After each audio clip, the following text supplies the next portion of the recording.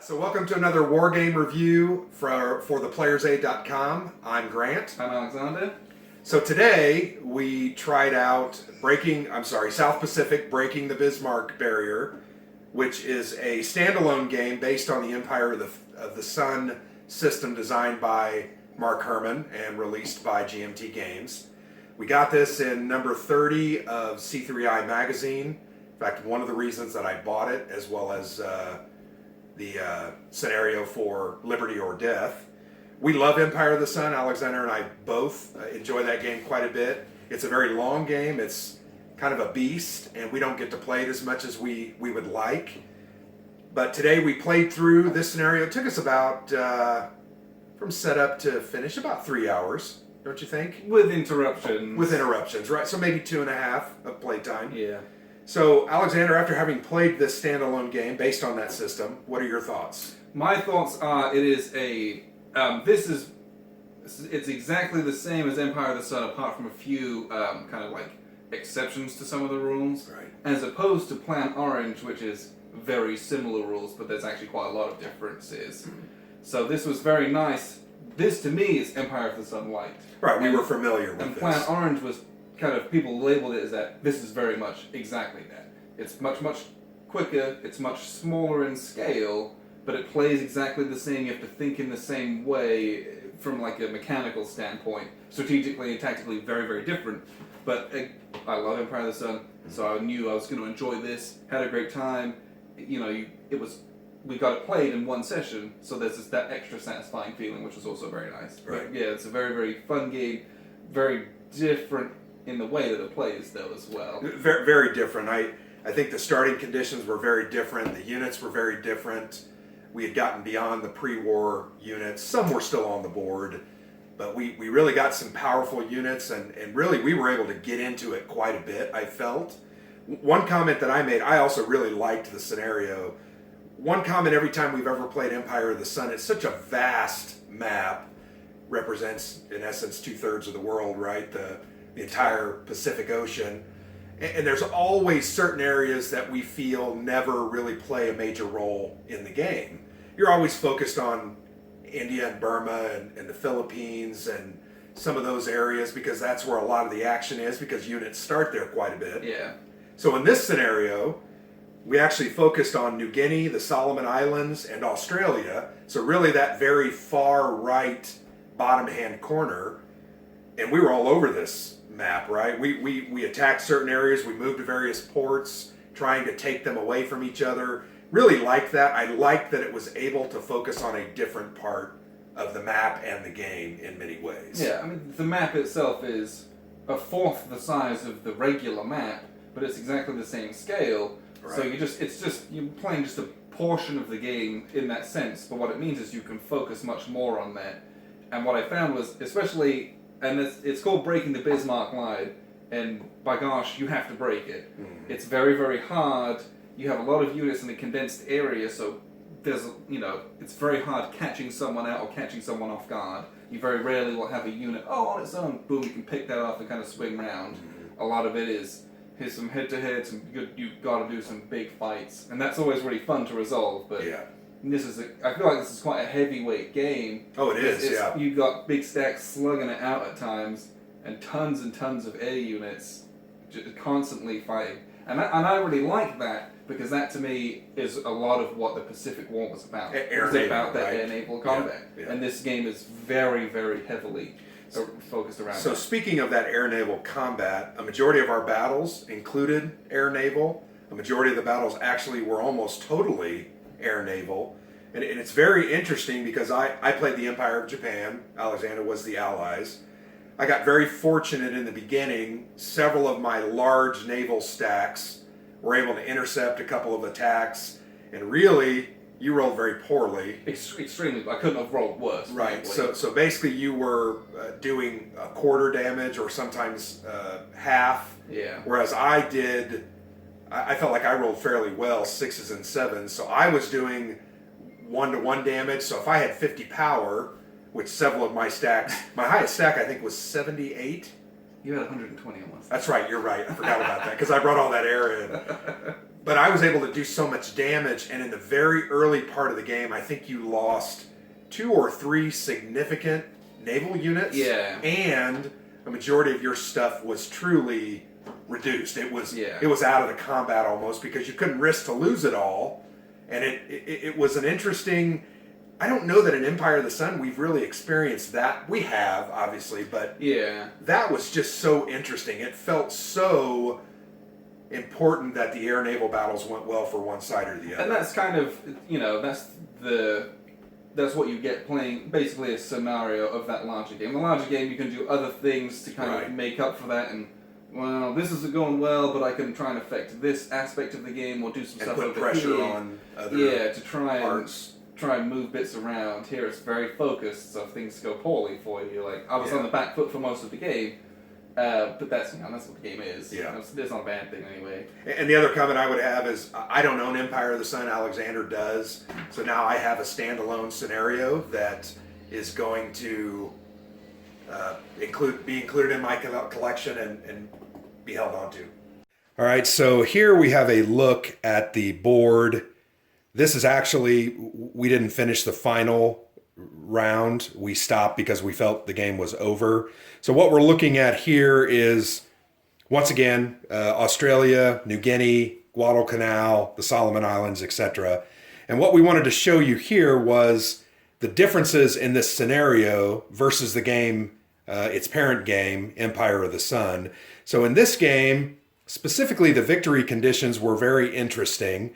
The victory conditions said that one of the players, in order to win, must have 3 more ports than the other player. So ports are these blue hexes denoted there. And we started out, the Japanese, I played the Japanese, they started with 12, and the Allies had 9. So you can see that the Japanese started the game in a winning position. After playing through the game, I think I ended up taking 2 ports, possibly, and I think the final score was 13 to 7 without playing the final round. I think it would have changed a little bit. But as you look at the map, in my opinion, there's a choke point kind of here, right, in the Solomon Sea. That's where most of our battles took place, in Gilly Gilly, Port Moresby. Guadalcanal was fought over considerably. You can see that my Japanese guys got down on the coast of Australia. Mainly I did that for pressure, to try and hold you there.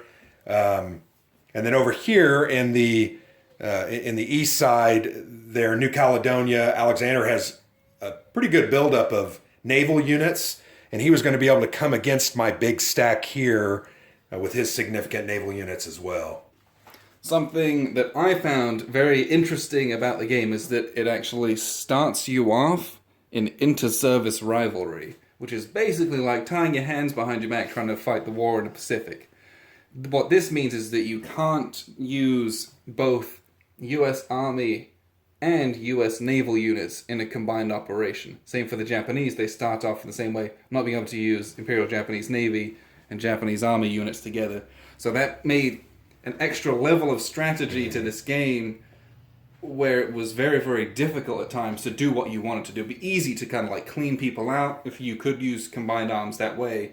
But that was not the case. And something in Empire of the Sun, I'm like doing everything I can to avoid inter-service rivalry because it's so debilitating at times. Well, and that was the interesting also thing about the setup was, you're right, if we had not had the inter-service rivalry, I think we both would have been able to bring significantly more power to a lot of those early battles, and it would have been very, very different. Yeah. So that was an interesting setup mechanic to try and balance that. And I never really even saw in our playthrough a way to get to strategic agreement. I never saw that. So I'm sure they're in the deck.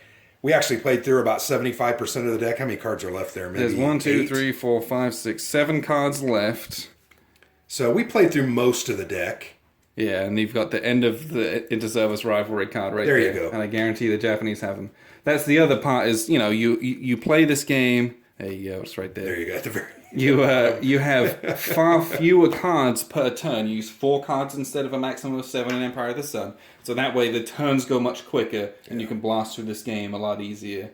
There's also a lot of sudden death conditions, which I also enjoyed. Right. Those never came up, but the fact that you can do those in this small scenario, if you're totally dominating If you take everyone's HQs off, It's over. It's over. It's done with. You've cleaned up. There's no point in carrying out the ordeal, frankly.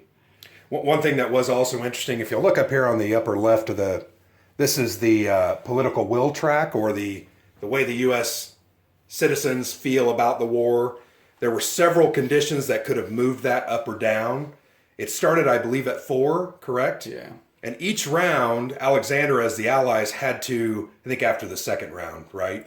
Yeah, you had to take an occupied Japanese hex away, or you were going to lose some political will. People were going to start saying, it's bogging down, we're not doing anything, we're losing lives for no reason.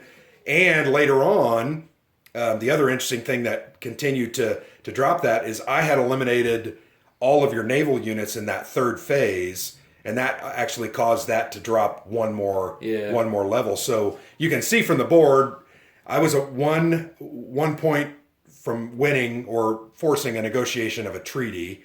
So that was kind of an interesting. Once again, don't know that has played a huge role in our other plays of Empire of the Sun, but in this smaller scenario, I think that might be something that's going to be focused on a little bit I think more. this is much more likely to occur than it is in the main game. Right. And, if we'd have played out that last turn, there was probably unlikely that I was going to achieve either this victory condition or the port's victory condition. So, this was going to happen as well, I think. Yeah. Just because that's just how the game played out. But other than that, almost all the rules are exactly the same. The zones of control are the same. Movement's the same. Movement, supply, activation, cards are the same. All the combat modifiers, and everything's printed on the chart, which is nice. The only thing I wish they had was, and I know why they didn't, having a color-coded movement, like terrain. Right, there is chart. here's the terrain chart, but there's no, because we were thinking, is that open? Is that mixed? So definitely that would have been a help to have that little. And I know that from playing the other game, Right. which one's which, but if someone was buying this new, to learn that in the rulebook, there isn't a color-coded chart either that I could find. My only other complaint about the game, the counters are great, right? For a magazine insert, I think the counters are fantastic. They're the very same quality. The cards were nice, great color, good thickness. We put them in card sleeves. The only complaint I had is the board is paper thickness, whereas previously, Case Blue scenario from number, 29? 28. It was a card stock, and this you can see there's some warping of the corner, so it was kind of raised a little bit. We could probably have put plexiglass on it and played that way, but that's probably my only complaint was I'd like to have seen that have been card. And really, that's, grasping at straws to find something to say, I think, as well. Yeah. Struggling to find something to say. Other than that, it's a great. fantastic game, fantastic scenario.